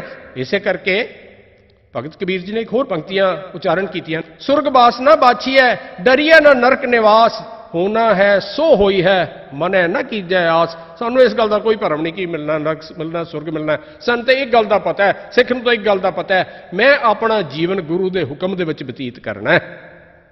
अकाल पुरख के पाणे दे विच, गुरु के हुक्म दे विच, आ दो गल्लां दा सुमेल हो गया, सब कुछ प्राप्त हो गया। सतगुरु ने निर्णय किए ना, हुक्म मन्या होवे परवान, ता खसमे का महल पाए सी, खसमे भावै सो करे, मनो चिंदिया सो फल पाए सी, ता दरगह पैदा जाए सी। जे तू अकाल पुरख के भाणे जीवन बतीत करेगा, गुरु के हुक्म च जीवन बतीत करेगा, तो अगे भी तेनू मान मिलेगा, सत्कार मिलेगा। सिखा अपना जीवन नशियां च बर्बाद ना कर, अपने गुरु के हुक्म नूं पछाण। आओ शब्द दी अंतिम पंक्तियां दी विचार करिए। सतगुरु गुरु नानक पातशाह भरथर जोगी नूं अखीर दे विच समझा रहे ने, सिफती रत्ता सद बैरागी, जुए जन्म न हारै, कहो नानक सुन भरथर जोगी, ਖੀਵਾ ਅੰਮ੍ਰਿਤ ਧਾਰੈ। ਇਹ ਜੋਗੀ ਲੋਕ ਘਰ-ਬਾਰ ਛੱਡ ਕੇ ਪਹਾੜਾਂ ਤੇ ਜੰਗਲਾਂ ਦੇ ਵਿੱਚ ਚਲੇ ਜਾਂਦੇ ਨੇ ਔਰ ਇਹ ਸੋਚਦੇ ਨੇ ਕਿ ਅਸੀਂ ਵੈਰਾਗ ਧਾਰਨ ਕੀਤਾ ਹੈ। ਵੈਰਾਗ ਹੈ ਅਕਾਲ ਪੁਰਖ ਦੇ ਨਾਲ, ਗੁਰੂ ਦੇ ਨਾਲ ਪੂਰਨ ਪਿਆਰ ਪੈ ਜਾਣਾ, ਜਿਸ ਵੇਲੇ ਘੜੀ ਭਰ ਦਾ ਵਿਛੋੜਾ ਬਰਦਾਸ਼ਤ ਨਾ ਹੋਵੇ, ਵੈਰਾਗ ਉਹ ਅਵਸਥਾ ਹੁੰਦੀ ਹੈ। ਇਹ ਜੋਗ ਮਤ ਦਾ ਵਿਚਾਰ ਸੀ। ਅੱਜ ਜੋਗ ਮਤ ਤੇ ਬ੍ਰਾਹਮਣ ਮਤ ਇੱਕੋ ਹੋ ਕੇ ਹਿੰਦੂ ਮਤ ਇਕੱਠਾ ਬਣ ਗਿਆ। ਪਹਿਲਾਂ ਜੋਗ ਮਤ ਅਲੱਗ ਇੱਕ ਮਤ ਗਿਣਿਆ ਜਾਂਦਾ ਸੀ। ਤੇ ਮੇਰੇ ਸਤਿਗੁਰੂ ਨੇ ਸਿੱਖ ਨੂੰ ਘਰ ਛੱਡਣਾ ਨਹੀਂ ਸਿਖਾਇਆ, ਗ੍ਰਸਥ ਛੱਡਣਾ ਨਹੀਂ ਸਿਖਾਇਆ। ਇੱਥੇ ਤੇ ਜਿਸ ਵੇਲੇ ਆਨੰਦ ਕਾਰਜ ਹੁੰਦਾ ਨਾ, ਲਾਵਾਂ ਲਈਆਂ ਜਾਂਦੀਆਂ ਨੇ, ਤੇ ਪਹਿਲੀ ਗੱਲ ਇਹ ਦ੍ਰਿੜ ਕਰਾਈ ਜਾਂਦੀ, ਹਰ ਪਹਿਲੜੀ ਲਾਂਵ ਪ੍ਰਵਿਰਤੀ ਕਰਮ ਦ੍ਰਿੜਾਇਆ ਬਲਰਾਮ ਜੀਓ, ਘਰ 'ਚ ਰਹਿਣਾ, ਗ੍ਰਸਥ 'ਚ ਰਹਿਣਾ। ਲੇਕਿਨ ਇੱਥੇ ਗੱਲ ਹੋਰ ਨਾਲ ਦ੍ਰਿੜ ਕਰਾਤੀ, ਧਰਮ ਦ੍ਰਿੜੋ ਔਰ ਪਾਪ ਤੇ ਜਾਓ। ਗ੍ਰਸਤੀ ਚਲਾਣੀ ਧਰਮ ਦੇ ਉੱਤੇ, ਪਾਪ ਨਹੀਂ ਆਣਾ। ਅੱਜ ਸ਼ਰਾਬ ਵਰਗਾ ਪਾਪ ਸਾਡੇ ਘਰਾਂ ਦੇ ਵਿੱਚ ਆ ਗਿਆ, ਜਿਹੜੇ ਸਾਰੇ ਪਾਪਾਂ ਦੀ ਜੜ ਹੈ। ਜਿਹਨੇ ਪਾਪਾਂ ਵੱਲ ਲੈ ਕੇ ਜਾਣਾ ਹੈ, ਜਿਹਨੇ ਪਾਪਾਂ ਵਾਸਤੇ ਪ੍ਰੇਰਨਾ ਹੈ। ਤੇ ਗੁਰੂ ਨਾਨਕ ਪਾਤਸ਼ਾਹ ਉਹਨਾਂ ਜੋਗੀਆਂ ਨੂੰ ਸਮਝਾ ਰਹੇ ਨੇ, ਸਿਫਤੀ ਰਤਾ ਸਦ ਬੈਰਾਗੀ। ਆਪਣੇ ਗ੍ਰਸਥ ਵਿੱਚ ਰਹਿ ਕੇ ਜਿਹੜਾ ਪਰਮਾਤਮਾ ਨੂੰ ਯਾਦ ਰੱਖਦਾ ਹੈ, ਉਹਦੇ ਹੁਕਮ ਦੇ ਵਿੱਚ ਜੀਵਨ ਬਤੀਤ ਕਰਦਾ ਹੈ, ਉਹ ਅਸਲੀ ਬੈਰਾਗੀ ਹੈ। ਨਾਨਕ ਸਤਿਗੁਰ ਭੇਟਿਆ ਪੂਰੀ ਹੋਵੇ ਜੁਗਤ, ਹਸੰਦਿਆਂ ਖੇਲੰਦਿਆਂ ਪੈਨੰਦਿਆਂ ਖਾਵੰਦਿਆਂ ਵਿੱਚੈ ਹੋਵੇ ਮੁਕਤ। ਕਿਤੇ ਬਾਹਰ ਜਾਣ ਦੀ ਲੋੜ ਨਹੀਂ, ਕਿਤੇ ਘਰ-ਬਾਰ ਛੱਡਣ ਦੀ ਲੋੜ ਨਹੀਂ, ਗ੍ਰਸਥ ਤਿਆਗਣ ਦੀ ਲੋੜ ਨਹੀਂ। ਸਿਰਫ ਧਰਮ ਤੇ ਆਧਾਰਿਤ ਹੋਣਾ ਚਾਹੀਦਾ ਗ੍ਰਸਥ। ਇਹ ਸਾਰੇ ਜੀਵਨ ਦੇ ਸੁੱਖ ਭੋਗਦੇ ਆ, ਹੱਸਦੇ ਖੇਡਦੇ ਖਾਂਦੇ ਪੀਂਦੇ, ਇਹਦੇ ਵਿੱਚ ਹੀ ਮੁਕਤੀ ਪ੍ਰਾਪਤ ਕਰਨੀ ਹੈ। ਮੁਕਤੀ ਪ੍ਰਾਪਤ ਤਾਂ ਹੋਵੇਗੀ ਇਹਨਾਂ ਬੰਧਨਾਂ ਤੋਂ ਮੁਕਤ ਜੇ ਹੋਵਾਂਗੇ। ਤੇ ਮੁਕਤੀ ਦਾ ਮਤਲਬ ਇਹ ਨਹੀਂ ਕੋਈ ਇਹ ਜਿਹੜੀ ਵਿਚਾਰ ਹੈ ਕਿ ਮਰਨ ਤੋਂ ਬਾਅਦ ਮੁਕਤੀ ਦੀ, ਇਹ ਕਨਸੈਪਟ ਸਿੱਖ ਧਰਮ ਦਾ ਨਹੀਂ, ਸਿੱਖ ਕੌਮ ਦਾ ਨਹੀਂ। ਇੱਥੇ ਤੇ ਜੀਵਤ ਮੁਕਤ ਦੀ ਗੱਲ ਹੈ। ਜੀਵਤ ਮੁਕਤ ਉਹ ਹੈ ਜਿਹਨੇ ਜ਼ਿੰਦਗੀ ਦੇ ਵਿੱਚ ਗ੍ਰਸਥ ਪਾਲਦਿਆਂ ਹੋਇਆਂ ਆਪਣੇ ਗ੍ਰਸਥ ਨੂੰ ਸੰਜਮ ਦੇ ਵਿੱਚ ਚਲਾ ਰਿਹਾ, ਵਿਕਾਰਾਂ ਤੋਂ ਮੁਕਤ ਹੋ ਗਿਆ, ਵਿਕਾਰਾਂ ਦੇ ਬੰਧਨਾਂ ਤੋਂ ਮੁਕਤ ਹੋ ਗਿਆ, ਉਹ ਜੀਵਤ ਮੁਕਤ ਹੈ। ਜੀਵਨ ਮੁਕਤ ਦੀ ਅਵਸਥਾ ਪ੍ਰਾਪਤ ਕਰਨੀ ਸਿੱਖ ਨੇ। ਔਰ ਸਤਿਗੁਰੂ ਇਹੀ ਗੱਲ ਉਹਨਾਂ ਜੋਗੀਆਂ ਨੂੰ ਸਮਝਾ ਰਹੇ ਨੇ, ਸਿਫਤੀ ਰਤਾ ਸਦ ਬੈਰਾਗੀ। ਔਰ ਕਿਵੇਂ ਕਰਨਾ? ਸਿਫਤੀ ਦਾ ਮਤਲਬ ਅਸੀਂ ਇਹ ਸਮਝਦੇ ਹਾਂ ਕਿ ਸ਼ਾਇਦ ਕੁਝ ਸਮਾਂ ਬਹਿ ਕੇ ਵਾਹਿਗੁਰੂ ਵਾਹਿਗੁਰੂ ਕਰ ਲਿਆ ਜਾਂ ਰਾਮ ਰਾਮ ਕਰ ਲਿਆ, ਇਹ ਸਿਫਤੀ ਕਰਨਾ ਹੈ। ਸਿਫਤੀ ਰਤਾ ਤੇ ਉਹ ਹੈ ਜਿਹੜਾ ਸਦਾ ਅਕਾਲ ਪੁਰਖ ਨੂੰ ਯਾਦ ਰੱਖਦਾ ਹੈ, ਕਦੀ ਅਕਾਲ ਪੁਰਖ ਨੂੰ ਭੁੱਲਦਾ ਨਹੀਂ। ਔਰ ਖਿਮਾ ਕਰਨਾ, ਮਾੜਾ ਕਰਮ ਉਦੋਂ ਹੁੰਦਾ ਹੈ, ਪਾਪ ਉਦੋਂ ਹੁੰਦਾ ਹੈ ਜਦੋਂ ਪਰਮਾਤਮਾ ਭੁੱਲ ਜਾਏ। ਕੀ ਸਮਝਦੇ ਹੋ? ਜਿਸ ਵੇਲੇ ਕੋਈ ਬੰਦਾ ਕੁਰਸੀ ਤੇ ਬਹਿ ਕੇ ਰਿਸ਼ਵਤ ਲੈਂਦਾ ਹੈ, ਉਹਨੂੰ ਪਰਮਾਤਮਾ ਯਾਦ ਹੁੰਦਾ ਹੈ। ਜਿਸ ਵੇਲੇ ਕੋਈ ਬੰਦਾ ਪਰਾਈ ਧੀ ਭੈਣ ਵੱਲ ਮਾੜੀ ਅੱਖ ਨਾਲ ਵੇਖਦਾ ਹੈ, ਉਹਦੀ ਇੱਜ਼ਤ ਲੁੱਟਣ ਦੀ ਕੋਸ਼ਿਸ਼ ਕਰਦਾ ਹੈ, ਉਹਨੂੰ ਪਰਮਾਤਮਾ ਯਾਦ ਹੁੰਦਾ ਹੈ। ਜਦੋਂ ਕੋਈ ਬੰਦਾ ਕਿਸੇ ਦੇ ਨਾਲ ਠੱਗੀ ਕਰਦਾ ਹੈ, ਕਿਸੇ ਨੂੰ ਲੁੱਟਦਾ ਹੈ, ਕਿ ਉਹਨੂੰ ਪਰਮਾਤਮਾ ਯਾਦ ਹੁੰਦਾ ਹੈ? ਪਰਮਾਤਮਾ ਭੁੱਲਦਾ ਹੈ। ਇਹ ਸਾਰੇ ਪਾਪ ਕਰਮ ਹੁੰਦੇ ਨੇ। ਸਿਫਤੀ ਰਤਾ ਦਾ ਮਤਲਬ ਹੈ ਜਿਹੜਾ ਹਰ ਵੇਲੇ ਉਸ ਅਕਾਲ ਪੁਰਖ ਦੀ ਯਾਦ ਦੇ ਵਿੱਚ ਲੀਨ ਹੈ, ਉਹਨੂੰ ਹਾਜ਼ਰ ਨਾਜ਼ਰ ਸਮਝਦਾ ਹੈ, ਉਹਨੂੰ ਹਿਰਦੇ 'ਚ ਵਸਾਇਆ ਹੋਇਆ, ਉਹ ਹੈ ਸਿਫਤੀ ਰਤਾ। ਉਹਨੂੰ ਫਿਰ ਹੋਰ ਕੋਈ ਵੈਰਾਗ ਧਾਰਨ ਦੀ ਲੋੜ ਨਹੀਂ, ਜੋਗ ਧਾਰਨ ਦੀ ਲੋੜ ਨਹੀਂ, ਘਰ-ਬਾਰ ਛੱਡਣ ਦੀ ਲੋੜ ਨਹੀਂ। ਸਿਫਤੀ ਰਤਾ ਸਦ ਬੈਰਾਗੀ, ਜੂਆ ਜਨਮ ਨਾ ਹਾਰੇ। ਤੇ ਇੱਥੇ ਜਿਹੜੀ ਗੱਲ ਸਤਿਗੁਰੂ ਨੇ ਕੀਤੀ ਨਾ, ਜੂਆ ਜਨਮ ਨਾ ਹਾਰੇ, ਇਹਦਾ ਮਤਲਬ ਹੈ ਜਿਹੜਾ ਗ੍ਰਸਥ ਛੱਡ ਕੇ ਭੱਜਿਆ ਫਿਰਦਾ ਹੈ ਜਾਂ ਗ੍ਰਸਥ ਦੇ ਵਿੱਚ ਰਹਿ ਕੇ ਪਾਪ ਕਰਮ ਕਰ ਰਿਹਾ, ਧਰਮ ਨਹੀਂ ਕਰ ਰਿਹਾ, ਧਰਮ ਤੋਂ ਬਾਹਰ ਹੈ, ਗੁਰੂ ਦੇ ਹੁਕਮ ਤੋਂ ਬਾਹਰ ਹੋ ਕੇ ਜੀਵਨ ਬਤੀਤ ਕਰ ਰਿਹਾ, ਉਹ ਆਪਣਾ ਜਨਮ ਜੂਏ 'ਚ ਹਾਰ ਕੇ ਜਾ ਰਿਹਾ। ਉਹ ਆਪਣੇ ਜਨਮ ਨੂੰ ਅਕਾਰਥਾ ਕਰ ਰਿਹਾ। ਇਹ ਜਿਹੜੀ ਸਵਾਸਾਂ ਦੀ ਪੂੰਜੀ ਦੀ ਦਾਤ ਸਾਨੂੰ ਮਿਲੀ, ਸਾਡੇ ਪਿਤਾ ਅਕਾਲ ਪੁਰਖ ਨੇ ਸਾਨੂੰ ਇਹ ਵੱਡੀ ਦੌਲਤ ਦੇ ਕੇ ਭੇਜਿਆ, ਸਵਾਸਾਂ ਦੀ ਪੂੰਜੀ, ਉਹਨੂੰ ਅਜਾਈ ਕਰ ਰਿਹਾ, ਉਹਨੂੰ ਖਰਾਬ ਕਰ ਰਿਹਾ, ਉਹਨੂੰ ਜੂਏ 'ਚ ਹਾਰ ਰਿਹਾ। ਸਿਫਤੀ ਰਤਾ ਸਦ ਬੈਰਾਗੀ, ਜੂਏ ਜਨਮ ਨਾ ਹਾਰੈ, ਕਹੋ ਨਾਨਕ ਸੁਨ ਪਰਥਰ ਜੋਗੀ, ਖੀਵਾ ਅੰਮ੍ਰਿਤ ਧਾਰੈ। ਇਸ ਨਾਮ ਅੰਮ੍ਰਿਤ ਨੂੰ ਛਕ ਲਓ, ਇਸ ਨਾਮ ਅੰਮ੍ਰਿਤ ਨੂੰ ਹਿਰਦੇ 'ਚ ਵਸਾ ਲਓ। ਇਹ ਪਿਆਲੇ, ਇਹ ਸ਼ਰਾਬ ਦੀਆਂ ਮਸਤੀਆਂ, ਇਹ ਨਸ਼ੇ, ਇਹਨਾਂ ਨੇ ਬਰਬਾਦ ਕਰ ਦੇਣਾ ਜੀਵਨ ਨੂੰ। ਕਈ ਵਾਰੀ ਗੱਲ ਹੁੰਦੀ ਹੈ, ਮੈਂ ਬੜਾ ਦੁੱਖ ਲੱਗਦਾ ਹੈ। ਇੱਕ ਵੀਰ ਨਾਲ ਗੱਲ ਹੋਈ, ਕਹਿਣ ਲੱਗੇ ਜੀ ਉਹ ਜ਼ਿਆਦਾ ਨਹੀਂ ਪੀਣੀ ਚਾਹੀਦੀ ਜੀ, ਅੱਜ ਕੱਲ੍ਹ ਤੇ ਡਾਕਟਰ ਵੀ ਕਹਿੰਦੇ ਨੇ ਥੋੜ੍ਹੀ ਜਿਹੀ ਪੀ ਲੈਣੀ ਚਾਹੀਦੀ ਹੈ। ਮੈਂ ਪੁੱਛਿਆ, ਤੁਹਾਡੇ ਖਿਆਲ ਦੇ ਵਿੱਚ ਡਾਕਟਰ ਜ਼ਿਆਦਾ ਸਿਆਣਾ ਕਿ ਗੁਰੂ ਨਾਨਕ ਜ਼ਿਆਦਾ ਸਿਆਣੇ ਨੇ? ਤੁਹਾਨੂੰ ਡਾਕਟਰ ਨੇ ਕਹਿਤਾ ਥੋੜੀ ਜੀ ਪੀ ਲੈਣੀ ਚਾਹੀਦੀ ਹੈ, ਤੁਹਾਨੂੰ ਉਹਦੇ ਉੱਤੇ ਤਾਂ ਯਕੀਨ ਆ ਗਿਆ, ਤੇ ਮੇਰੇ ਸਤਿਗੁਰੂ ਗੁਰੂ ਗ੍ਰੰਥ ਸਾਹਿਬ ਮਹਾਰਾਜ ਦੀ ਗੱਲ ਤੇ ਨਹੀਂ ਯਕੀਨ ਆਉਂਦਾ, ਜਿਹੜੇ ਕਹਿੰਦੇ ਨੇ ਦੁਰਮਤ ਮਦ ਜੋ ਪੀਵਤੇ ਬਿਖਲੀ ਪਤ ਕਮਲੀ। ਦੁਰਮਤ ਮਦ ਜਿਹੜੀ ਦਿਮਾਗ ਨੂੰ ਖਰਾਬ ਕਰਨ ਵਾਲੀ, ਮਤ ਨੂੰ ਖਰਾਬ ਕਰਨ ਵਾਲੀ ਸ਼ਰਾਬ ਹੈ, ਉਹ ਆਪਣੀ ਇੱਜ਼ਤ ਗਵਾ ਲੈਂਦੇ ਨੇ। ਦੁਰਮਤ ਮਦ ਜੋ ਪੀਵਤੇ ਬਿਖਲੀ ਪਤ ਕਮਲੀ। ਤੇ ਜੀਵਨ ਇੱਜ਼ਤ ਨਾਲ ਕੌਣ ਬਿਤਾਉਂਦੇ ਨੇ? ਰਾਮ ਰਸਾਇਣ ਜੋ ਰਤੇ ਨਾਨਕ ਸੱਚ ਅਮਲੀ। ਜਿਹੜੇ ਉਸ ਅਕਾਲ ਪੁਰਖ ਦੇ ਨਾਂ ਨੂੰ ਹਿਰਦੇ 'ਚ ਵਸਾ ਕੇ ਰੱਖਦੇ ਨੇ, ਅਕਾਲ ਪੁਰਖ ਦੇ ਗੁਣਾਂ ਨੂੰ ਹਿਰਦੇ 'ਚ ਵਸਾ ਕੇ ਰੱਖਦੇ ਨੇ, ਨਾਨਕ ਸੱਚ ਅਮਲੀ, ਉਹ ਸੱਚਾ ਜੀਵਨ ਬਤੀਤ ਕਰ ਰਹੇ ਨੇ। ਗੁਰੂ ਪਿਆਰਿਓ, ਆਓ ਅੱਜ ਅਸੀਂ ਵੀ ਪ੍ਰਣ ਕਰੀਏ। ਜਿੱਥੇ ਜਿੱਥੇ ਕੋਈ ਬੈਠੇ ਇਹ ਆਵਾਜ਼ ਸੁਣ ਰਹੇ ਹੋ, ਅੱਜ ਪ੍ਰਣ ਕਰਨਾ ਕਿ ਅੱਜ ਤੋਂ ਬਾਅਦ ਸਾਡੇ ਘਰਾਂ ਦੇ ਵਿੱਚ ਸ਼ਰਾਬ ਨਹੀਂ ਆਵੇਗੀ, ਕਿਸੇ ਤਰ੍ਹਾਂ ਦਾ ਨਸ਼ਾ ਨਹੀਂ ਆਵੇਗਾ। ਇਹ ਤੁਸੀਂ ਉਪਕਾਰ ਆਪਣੇ ਉੱਤੇ ਨਹੀਂ, ਆਪਣੀਆਂ ਆਉਣ ਵਾਲੀਆਂ ਕੁੱਲਾਂ ਤੇ ਕਰ ਰਹੇ ਹੋਵੋਗੇ। ਅੱਜ ਤਾਂ ਕੋਈ ਕਹਿ ਰਿਹਾ ਹੋਵੇਗਾ ਮੈਂ ਤਾਂ ਜੀ 2 ਪੈਗ ਪੀਣਾ, ਉਹਦੇ ਨਾਲ ਕੀ ਫਰਕ ਪੈਂਦਾ ਹੈ? ਪਰ ਕੀ ਤੁਸੀਂ ਆਪਣੀ ਔਲਾਦ ਨੂੰ ਮਨਾ ਕਰ ਸਕੋਗੇ? ਤੁਹਾਨੂੰ ਹੱਕ ਹੈ ਆਪਣੀ ਔਲਾਦ ਨੂੰ ਕਹਿਣ ਦਾ ਕਿ ਸ਼ਰਾਬ ਨਾ ਪੀਓ, ਨਸ਼ਾ ਨਾ ਕਰੋ। ਜਿਹੜਾ ਆਪ ਨਸ਼ਾ ਕਰ ਰਿਹਾ ਉਹਨੂੰ ਕੀ ਹੱਕ ਹੈ ਆਪਣੀ ਔਲਾਦ ਨੂੰ ਕਹਿਣ ਦਾ? ਤੁਸੀਂ 2 ਪੈਗ ਪੀ ਰਹੇ ਹੋ, ਉਹ 2 ਬੋਤਲਾਂ ਵੀ ਪੀਏਗਾ, ਆਪਣੇ ਆਉਣ ਵਾਲੇ ਸਾਰੇ ਭਵਿੱਖ ਨੂੰ ਬਰਬਾਦ ਕਰ ਦੇਗਾ। ਸਿੱਖ ਕੌਮ ਦੀ ਬਰਬਾਦੀ ਤੇ ਹੋਈ ਰਹੀ ਹੈ, ਆਪਣੇ ਕੁਲ ਨੂੰ ਵੀ ਬਰਬਾਦ ਕਰ ਦੇਗਾ। ਤੁਸੀਂ ਰੋਕ ਨਹੀਂ ਸਕੋਗੇ। ਇਹਦਾ ਇੱਕੋ ਇੱਕ ਹੱਲ ਹੈ, ਇਸ ਲਾਹਨਤ ਨੂੰ ਚੁੱਕ ਕੇ ਕੌਮ ਦੇ ਵਿਹੜੇ ਚੋਂ ਬਾਹਰ ਸੁੱਟ ਦਈਏ। ਮੈਂ ਤਾਂ ਕਹਾਂਗਾ ਇਹਨੂੰ ਮਨੁੱਖਤਾ ਦੇ ਵਿਹੜੇ ਚੋਂ ਬਾਹਰ ਸੁੱਟ ਦਈਏ। ਗੁਰੂ ਦਾ ਗਿਆਨ ਸਿਰਫ ਸਾਡੇ ਸਿੱਖਾਂ ਵਾਸਤੇ ਨਹੀਂ, ਹਾਂ ਸਾਡੀ ਕਮਿਟਮੈਂਟ ਹੈ, ਸਾਡਾ ਵਚਨ ਹੈ ਗੁਰੂ ਨਾਲ ਕਿ ਸਤਿਗੁਰੂ ਕਿਉਂਕਿ ਅਸੀਂ ਤੇਰੇ ਸਿੱਖ ਅਖਵਾਉਂਦੇ ਹਾਂ, ਤੇਰਾ ਹਰ ਹੁਕਮ ਮੰਨਾਂਗੇ। ਲੇਕਿਨ ਇਸ ਸੁਨੇਹੇ ਨੂੰ ਗੁਰੂ ਨਾਨਕ ਪਾਤਸ਼ਾਹ ਜੀ ਨੂੰ ਸਾਰੀ ਮਨੁੱਖਤਾ ਤੱਕ ਪਹੁੰਚਾਈਏ। ਸਾਰੀ ਮਨੁੱਖਤਾ ਦੇ ਵਿੱਚ ਇੱਕ ਚੰਗੇ ਜੀਵਨ ਜੁਗਤ ਜਿਹੜੀ ਹੈ ਗੁਰੂ ਨਾਨਕ ਪਾਤਸ਼ਾਹ ਦੀ ਬਖਸ਼ੀ ਹੋਈ, ਉਹਦਾ ਪ੍ਰਚਾਰ ਕਰੀਏ। ਇਤਨੇ ਕੁ ਵਚਨ ਪ੍ਰਵਾਨ ਕਰਨਾ। ਵਿਚਾਰਾ ਕਰਦਿਆਂ ਬਹੁਤ ਸਾਰੀਆਂ ਭੁੱਲਾਂ ਹੋ ਜਾਂਦੀਆਂ ਨੇ, ਭੁੱਲਾਂ ਦਾਸਤੀਆਂ ਨੇ, ਦਾਸਤੀ ਝੋਲੀ 'ਚ ਪਾ ਦੇਣਾ। ਗੁਰਬਾਣੀ ਇਲਾਹੀ ਗਿਆਨ ਮੇਰੇ ਸਤਿਗੁਰੂ ਦਾ ਹੈ, ਉਹਨੂੰ ਪੱਲੇ ਬੰਨ੍ਹ ਲੈਣਾ ਔਰ ਅੱਜ ਵਚਨ ਕਰ ਲੈਣਾ, ਅੱਜ ਤੋਂ ਬਾਅਦ ਸਾਡੇ ਘਰਾਂ ਦੇ ਵਿੱਚ ਕਿਸੇ ਤਰ੍ਹਾਂ ਦਾ ਨਸ਼ਾ ਨਹੀਂ ਆਵੇਗਾ। ਨਾ ਆਪ ਕਰਾਂਗੇ, ਨਾ ਆਪਣੇ ਬੱਚਿਆਂ ਨੂੰ ਕਰਾਵਾਂਗੇ, ਨਾ ਕਿਸੇ ਦੂਸਰੇ ਨੂੰ ਵਰਤਾਵਾਂਗੇ। ਇਹ ਨਹੀਂ ਅਸੀਂ ਨਹੀਂ ਪੀਂਦੇ ਜੀ ਸ਼ਰਾਬ, ਵੈਸੇ ਵਿਆਹ 'ਚ ਵਰਤਾ ਦਿਆਂਗੇ, ਲੋਕੀ ਪੀ ਰਹਿਣਗੇ। ਕੌਮ ਤੱਕ ਲਗਤ ਹੋਵੇਗੀ। ਜਿਹੜਾ ਜ਼ਹਿਰ ਹੈ ਕਿ ਦੂਸਰੇ ਨੂੰ ਦੇਣਾ ਇਹ ਜਾਇਜ਼ ਹੈ? ਅਸੀਂ ਤਾਂ ਰੋਜ਼ ਅਰਦਾਸ ਕਰਨੇ ਆ, ਨਾਨਕ ਨਾਮ ਚੜ੍ਹਦੀ ਕਲਾ ਤੇਰੇ ਭਾਣੇ ਸਰਬੱਤ ਦਾ ਭਲਾ। ਤੇ ਸਰਬੱਤ ਦਾ ਭਲਾ ਮੰਗਣ ਵਾਲਾ ਸਿੱਖ ਦੂਸਰੇ ਨੂੰ ਜ਼ਹਿਰ ਕਿਵੇਂ ਵਰਤਾ ਸਕਦਾ ਹੈ? ਬਸ ਇਤਨੇ ਬਚਨ ਪ੍ਰਵਾਨ ਕਰਨਾ, ਹੋਈਆਂ ਭੁੱਲਾਂ ਦੀ ਖਿਮਾ ਬਖਸ਼ ਦੇਣਾ। ਗੱਜ ਵੱਜ ਕੇ ਫਤਿਹ ਬੁਲਾਓ ਜੀ। ਵਾਹਿਗੁਰੂ ਜੀ ਕਾ ਖਾਲਸਾ, ਵਾਹਿਗੁਰੂ ਜੀ ਕੀ